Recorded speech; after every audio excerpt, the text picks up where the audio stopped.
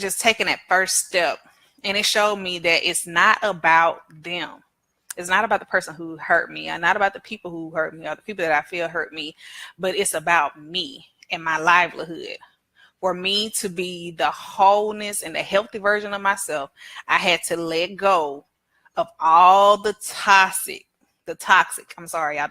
pain that I was feeling. I had to let it all go. I had to. And it was killing me spiritually and mentally. Now, forgiveness didn't come easy. It did not. It took a minute, but I took the first steps, and the first steps was easy because I released it all.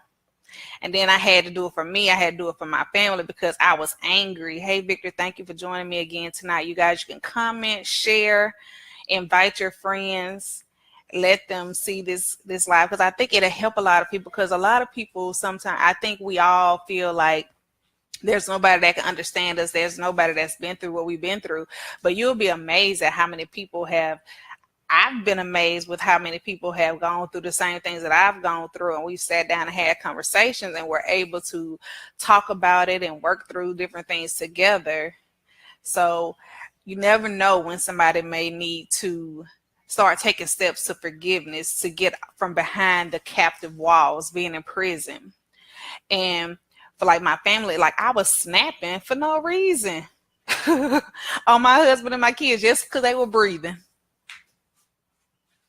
They just walked past me. I'm like, oh, what you?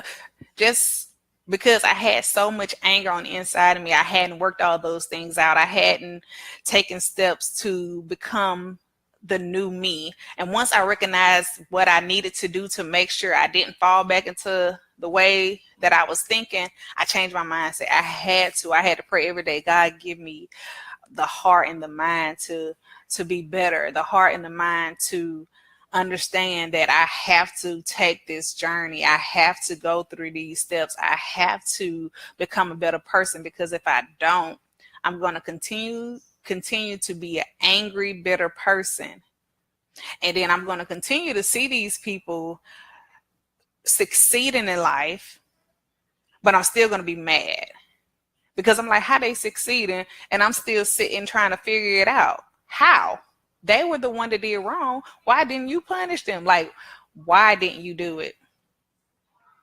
So it's very important for me to share my story and to let people know that it's okay to be angry, but then we have to figure out what we got to do to become better, because we can't stay that way, because it can cause you to end. I mean, because it could have possibly ended my marriage. My kids could hate me. They're still young, so thank God I was able to go through all this stuff. I'll say about 4 or 5 years ago.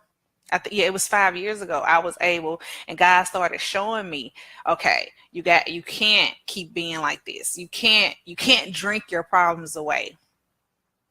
You have to figure something out. And a lot of people are afraid, and I was afraid to talk about being molested, being raped, and even getting to the point to where at some point, like, sex didn't mean anything to me. It just was, okay, if you want to do it, that's what I'm gonna do, and then get it over. Like, it got to that point because my brain had been so messed up and so jacked up because of the thing, being traumatized as a kid. And I never talked about it. And then all of the anger that I had towards the people that did those things to me, I kept holding on to it and holding on to it. And then I would use it, like I said, as a revenge. Like it was something secure. Like, okay, I could hold this over their head, because if they ever do something out the way, I'd be like, yeah, that's what you get. And that's not the way to do it. So I had to forgive. I had to go through the steps, go through the process. God had to walk me through that, and he sent people to me that would say an encouraging word. And so that's what I'm doing. I'm sending an encouraging word. I'm being transparent, and I'm being open to let you know that you can get through it. If I can get through it, I feel like anybody can get through it, especially when you have somebody that you can talk to and you can just open up to them and let them know what's going on, and let them know that, hey, I've been through it. I can help you get through this. You are not by yourself.